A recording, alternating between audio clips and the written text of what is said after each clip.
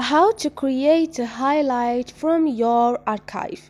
Hi guys, in this video I will show you how to create a highlight from your archive. It's so easy and quick, so let's jump in.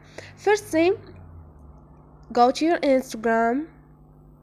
Now go to your profile and click on those three lines up there. Now all you need to do is click on your activity and scroll down and click on archived. It's the third one before the last, and click on those 3 points. Like you see, I have no archived posts on this account, and when I archive a post, they show up here, only me I can see them, of course.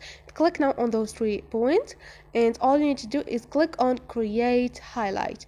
I can't because I don't have any archive. All you need to do is select the posts or stories you want to add to your highlight, and this is it.